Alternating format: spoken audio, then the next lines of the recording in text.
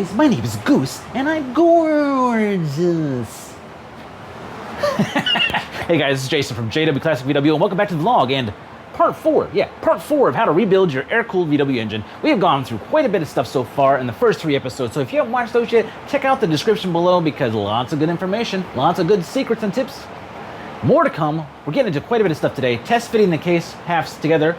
Also gonna cover how the crank goes together, the top gears. Did that in the beginning. You saw the little tie lamps there. So good stuff, good information. Coming right after this intro, guys. Stay tuned. See you in a second.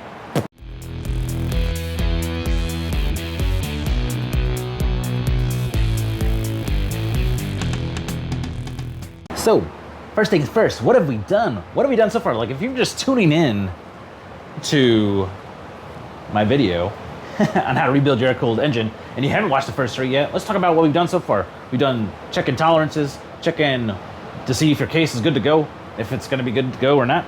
All their parts, if your parts are bad, if any of your parts are bad. What are we doing today, though? What are we up to today? Hold on, let me show you. I took some number 0 steel wool and ran through my lifter boards, cleaned them out really good so that everything moves smoothly in there. So what I'm gonna have to do is, now if you've ever used steel wool, you know that you're gonna have crap and debris all over the place. Not only on this case half, but on, oh yeah, this case half down here. Did the same thing. I also installed my,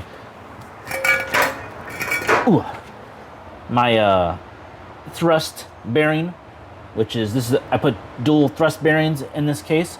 I installed my other thrust bearing and test fitted the cam to make sure it was good to go.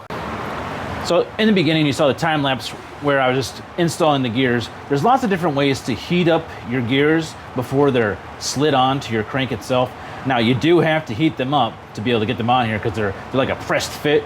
You can either press them on or heat them up and then drop them on, which heating them up is way easier. I use the Tourque because, you know, playing with fire is always fun.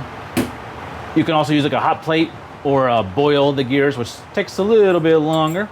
The most important thing to pay attention to on here is your dowel pins when you're dropping your bearings on. They have to be facing the flywheel on both of these bearings, facing the flywheel. Also, you can see that this has been notched to accommodate the oil galleries on the case to allow this to flow a little bit better. That was in the last episode, so if you didn't watch that yet, go ahead and check that out in the description below. We've already assembled the rods. They're on here. And in the meantime, behind the scenes, I went ahead and took my punch and punched down the little washer here that I told you guys about. So everything's been torqued down. The crank has been assembled. The kind of like specifics when it comes to putting these gears on, the only thing you got to really pay attention to besides the orientation of your bearings is the orientation of your crank to cam gear. There is timing marks on here that have to be facing up. Let me zoom you in, guys, because I know you love those zoomed up shots. These timing marks right here, sometimes you can mark these a little bit of white out, helps you with dropping your cam and lining that stuff up, but your cam gear also has a timing mark on it, and those timing marks will mesh together inside of the case. If you don't have this installed facing upwards, then you're gonna have some issues, guys. You're gonna have some issues. Now with the distributor gear, it doesn't matter. It can go either way, so that's not a big deal. So cool stuff.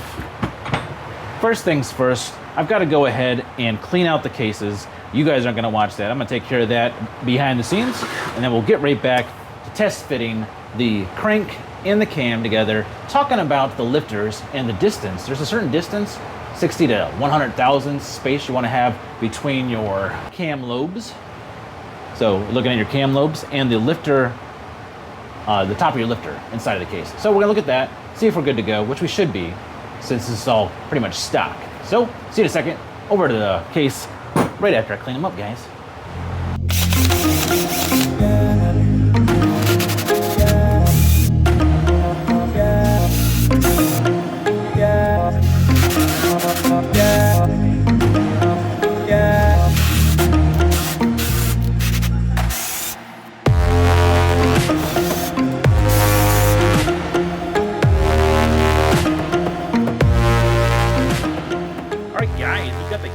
Halves all cleaned out. I'm gonna go ahead and do the studs now. You saw that I went ahead and ran a tap through the actual studs on the case halves right here.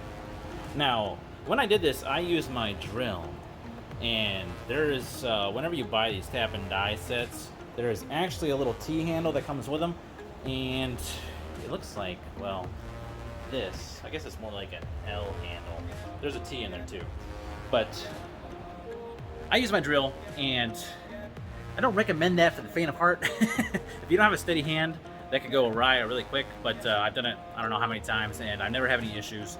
It's just faster, and I'm trying to get these bad boys in there with some Loctite, so we can get moving on with putting this case together and do the first kind of like dry fit of everything and make sure that our clearances are where they need to be. So, gonna go ahead and clean these off real quick. I'll time-lapse that for you guys, so enjoy some more music.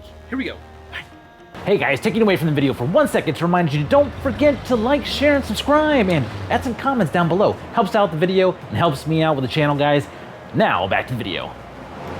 Alright guys, since I have both red and blue Loctite, I'm gonna go ahead and go with the blue Loctite because just in case someday I want to get these studs back out of the block, I don't want it to be a total pain in the butt. So, blue Loctite. So if you haven't done this before, all it is a process of double nutting the end of the stud and then running it back down in there. I don't really put a Tourque on it or anything, just till it's tight. The blue Loctite is really what holds it in place. So time-lapse time, guys, so enjoy the action. Oh yeah, 15 millimeter. 15 millimeters is what we're working with here.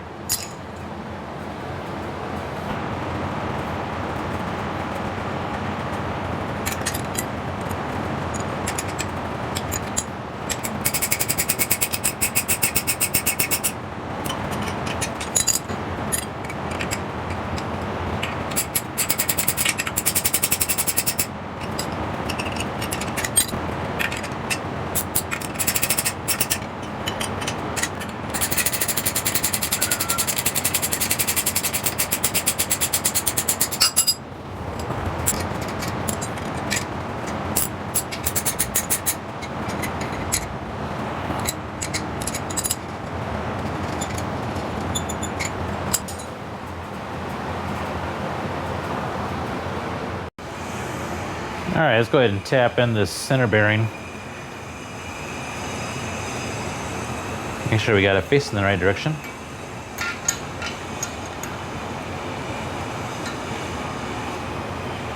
Go. Good. Go ahead and put a little bit of Marvel's Mystery Oil on there. Marvel. Put some on the cam too. The cam bearings.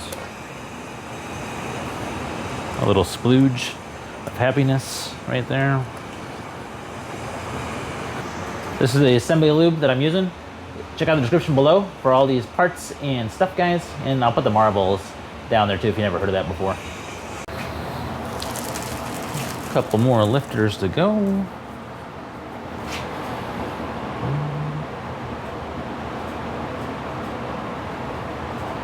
Yeah, I didn't do any of the Hoover mods either on these lifters. And when I'm talking about the Hoover mods, if you never heard of that before, on the lifter, you can take your Dremel, and you can do this if you want to help it from having oiling issues. You can go ahead and grind a little groove in between these two oiling grooves right here. And higher horsepower engines, it's not a bad idea to do. And what it does is it helps keep oil moving on the lifter in all places at high revs, high RPMs. But that's called a Hoover mod. That's just one of the Hoover mods though. Yeah. Right. Oh yeah, these we're all happy. Happy.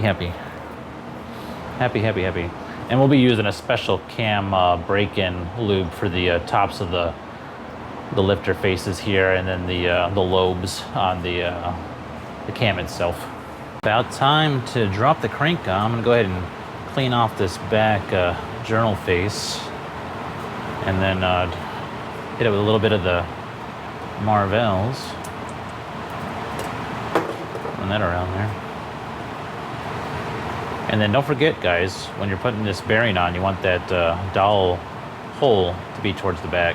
I gotta take this and clean it off real quick before I put it on here, but be back over to the case and drop this baby in. Yeah. There we go. just like a professional. Now, this is where the marking that we did, like the little marks, you guys can't even see it on there. Hold on a second. There you go. Now you can see. I'm gonna rotate this one around and see if once I rotate it, it'll drop in. Let's do the front nose first. How about that? You guys wanna do the nose one first? Let's see if we can get that one to drop in. So here we go. That's gonna be right around there-ish.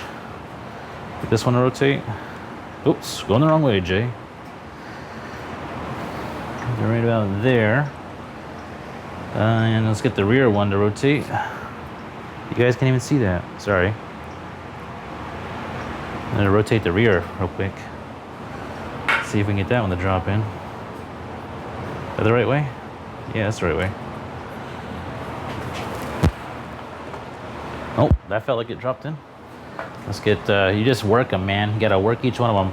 And just imagine how this would be if you didn't mark these bad boys. This would be a challenge, to say the least. Oh. I think we might have got it, guys. It feels smooth. Oh, yes. Action. I'm gonna go ahead and take a little bit of the Marvels and hit the bearings up real quick. This is when things start getting exciting, man, when you start getting the stuff together. Put a little bit of oil in here. A little oil down there. You wanna keep it oiled up. Keep them oiled up. Oil in there. Oil in there. All right. So this is a trick that I learned from the man, BW Darrin. So once you have you don't put the other center bearing in your case half, the other case half yet, until you test this fit. Oh, you see that? No movement, like zero movement. That's what you want. Zero movement, no play at all. So then you can go ahead and put this piece in the other case half. But we're ready to drop the cam in now, guys. But let's go ahead and turn around and get our timing mark where it needs to be on the front here. So normally I would say this would be super difficult to see, but the light is really good right now. So I should be able to see this timing. Oh, I see them, the timing marks. So there you go. Timing marks are there on the crank. Now we're gonna go ahead and grab our cam, and what we'll do is we'll index the cam mark with the timing marks here, the cam timing mark with this mark here, and then rotate the cam down into position. Go ahead and walk your cam. You're gonna walk it around until you find the timing mark. Let's see, where is she? This is where the whiteout comes into play. So right there you can see the timing mark. And if I were to walk it up, it would go right into where it's supposed to be. So now we got in this position, we just rotate it down into the bearings. Rotate it down till it falls into place. Just like that. We'll go ahead and put some Marvel's Mystery Oil. Put some Marvel's Mystery Oil on our bearing surfaces real quick before we rotate around and make sure we don't have any pop out conditions. What I mean by that is if for whatever reason your alignment's off, say the alignment is off on the cam and the crank, your camshaft can pop out of the case, and that's a sign that there's a problem with a mesh between the two gears. So at this point, we want to see the two move freely together.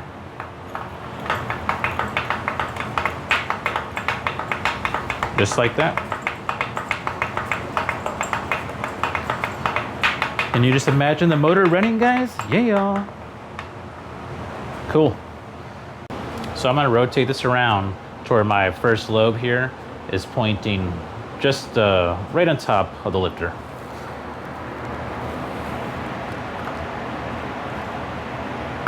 Right there. And we're gonna wanna check this for 60 thousandths to 100 thousandths, at least 60 to 100 thousandths, which you'll look at this and you can tell, I think you got plenty of space there, Jay. So I'm just gonna go ahead and grab the field gauges real quick just to see, but this becomes more of an issue, guys, when you're putting a big lobe cam in and say your lobes have some serious duration on them and you got all kinds of lift happening. this is where you could run into that issue. And what happens with that, in that case, is you have to have the lifter seat, actually the bore seat underneath here, you have to have that machined to give you that clearance. Which I can look at this and tell that we're good to go, but I'll go ahead and run the feeler gauges underneath there and see at least how much we have. So I don't have like a 60 thousandths feeler gauge. What I have is 23, 24, and a 25 thousandths. So we'll put these together and then see, you know, what we got going on here. Like I said, we're definitely fine on the amount of space that we have. There's no way we're even near that. Yeah, see, that's, well, I would say if I had 100 thousandths, I'd be close, but I definitely have at least the 60 thousandths, no problem. Because right there we've got the, is it 69, 72 thousandths, so 72 thousandths at least going on there. So we're good. We're good. Let's rotate around and check this lobe real quick. Oh yeah, super duper. Let's check the back too.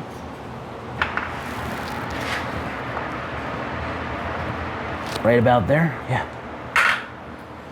Right about there.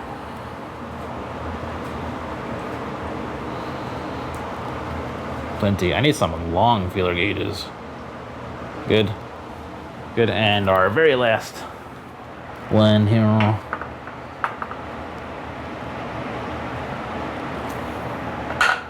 Good. Let's see. Where are we sitting at? Sorry about the hand, guys. Plenty of room. Plenty of room. Cool. Okay. So at this point, go ahead and just take your gear out of the front of your oil pump and then slide it on. And what you're looking for is to make sure that inside here, that none of those bolt faces are gonna hit your oil pump. Let's go ahead and move you guys. Let's see if I can get you a better angle. Okay, so we got a little light on the cam now. You can see the rivet that holds the cam gear onto the camshaft. Well, that would be replaced with a nut. And whenever this rotates, you gotta watch and make sure that these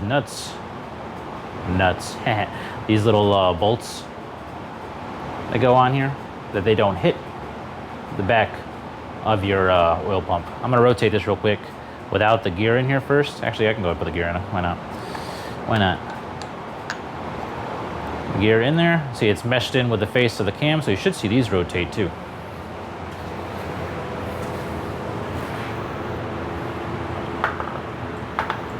Cool. So you're just looking to make sure there's no funny business going on. And there's no funny business going on. Everything looks good. Good movement. Hey, you can even see the lobes inside there moving. That's cool. Want to see, guys, what I'm talking about? Sweet. Oil being forced everywhere. Cool. So what you have to do is clearance the bolts that go into the cam gear, and you'll just have to shave them down a little bit, or shave the back side of your oil pump housing to be able to get everything to fit if it doesn't fit right. All right, guys, we are ready to go ahead and drop the lifters in on the other side of the case down there. That side of the case. Put the little clips in to hold the lifters in, and then drop it on and go ahead and do some torquey. Oh yeah, we gotta put that center bearing in too. Yeah, that too. See you guys in a second. Dropping the case half on. Got the clips in to hold the lifters in place. Right there, those clips. And I went ahead and got the lifters in. They got a little assembly lube on them inside the bores. Center bearings on, and we've got the bearings lubed up with some of that Marvell's mystery oil. Trying to drop this bad boy on and see what kind of magic we get to happen. Make sure that everything moves freely once we got the center mains torqued down. And that's the most important thing we're checking today. We'll be back over to the other side. Let's get this thing on there. All right. I hear like a rooster crowing in the background. If you guys hear that, I don't live on a farm, so that's not what it's not me.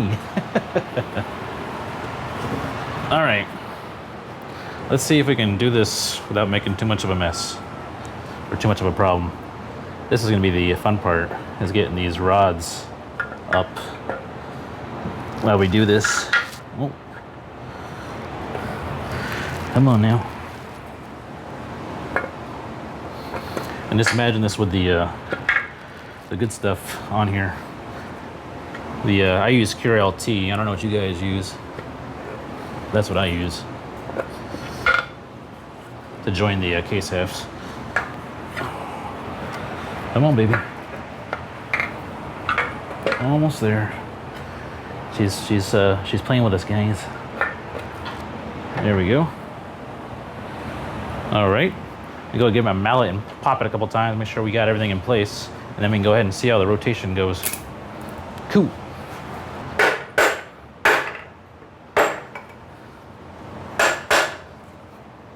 All right, before we torque it, we'll see how it's rotating.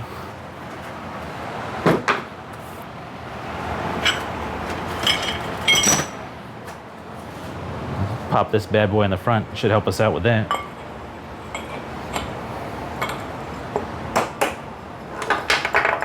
Oh yeah, like a butter.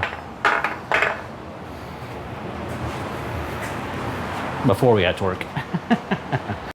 So for case torque, I thought you guys would be interested. On the M12 nuts, it's 24 to 26 foot-pounds. And on the M8 nuts, that's the outer nuts, it's 14 foot-pounds. Now this is for my 1961 to 1965 manual. So make sure that you guys are checking to see what your specific torque might be. It might be a little bit more. I'm pretty sure on later models it went up just a little bit. So yeah, just thought you guys would want to see that. The blue book. So for this test torquing, I'm just gonna go ahead and use the old hardware. I don't want to start using the new stuff until we're doing the final assembly. So toss our washers on here. And now looking for a torque sequence in the book. I really can't find a torque sequence, but we're gonna start with the center bearing and then work our way, cross out on the mains. If you were to look at the book, it actually says to go ahead and torque down the cam first. So we'll go ahead and torque down these cam nuts first to the 14 foot-pounds and then start off on the center mains. Sound good? Sounds good. So when using a torque wrench, you kind of want to try to avoid extensions. It can kind of sometimes throw off the torque's values that you're getting. But I'm going to go ahead and just stick with my little 3-inch extension here. I'm not too concerned about that with this, but just for your reference, if you're using like a 12-inch or longer extension, it might throw off your values. So we're going to start with the 24 foot-pounds or 32.54 Newton meters, and then yeah, moving on, guys, and take care of business. Starting with our center, we're going to go ahead and just kind of take this up gradually. And I'm just going to move around in the pattern which I'm going to use.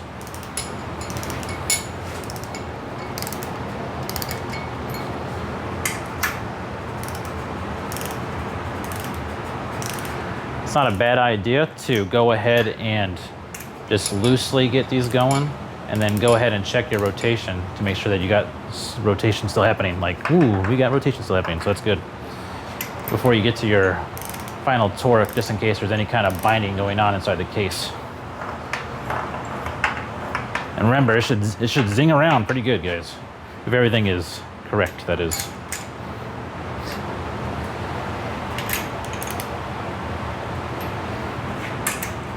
Just maintain that crisscross pattern. Now before I start torquing these down to final torque, I'm going to go ahead and torque that back cam nut first. I just want to kind of get the case halves going a little bit here.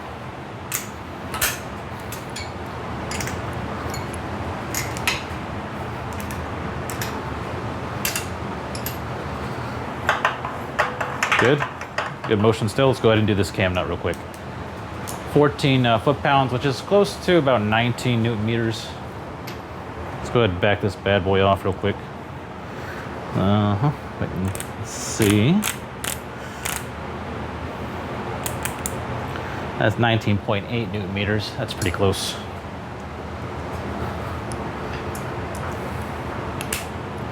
It's not a lot. That is not a lot.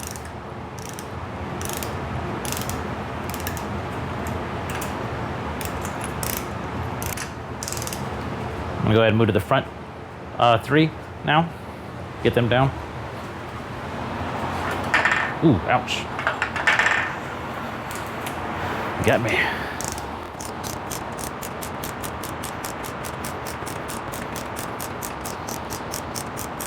This is gonna be time lapse. Because that's taking forever.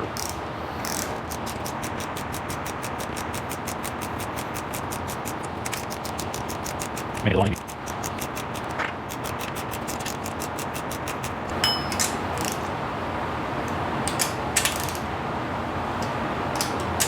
Get in there.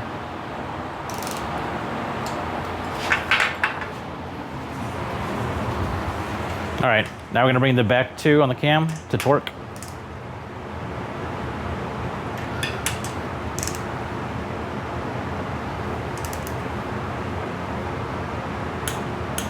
Good. Go ahead and check the front. Still zingy zingy. No problem. People put those rubber bands on here, probably not a bad idea, huh? Good.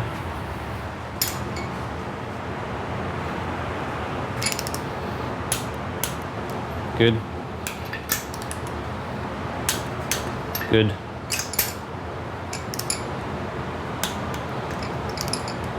Good. Good.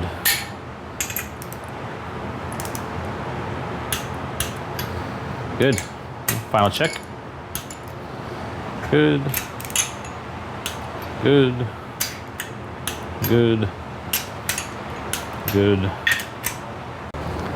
Okay guys, we got our 24 foot-pounds on our center mains here, and we went ahead and did our 14 foot-pounds on our outer cam locations, or where I consider cam locations. This one right here was kind of coming out, or it wasn't tightening down, so I'm gonna take a look at that once we get the block separated again. But let's go ahead and see what we got from movement on the assembly. That's pretty good. Pretty good. Pretty good. Pretty good. Okay. Bueno. Okay, guys, that's gonna do it for today. On episode 4, we got the case halves are together now, torqued down, checked, and everything looks pretty good. There was that one stud up towards the front that seemed like it was kind of pulling out, which is not a good deal. So once we take apart the case again, we'll take a look at that and see what needs to happen. Maybe an insert needs to go in. Hopefully not. Thanks to all my subscribers. You guys are great. We're almost at 3,000, guys. That's awesome, and that's because of you guys enjoying the content. Once again, don't forget to put some comments down below. If you guys have any questions or comments, in the description, I'll put any kind of notes or links to things that you guys might be interested in. This is Jason with JW Classic VW, and I hope you guys are having a great weekend. See you guys soon on the next one. Bye-bye.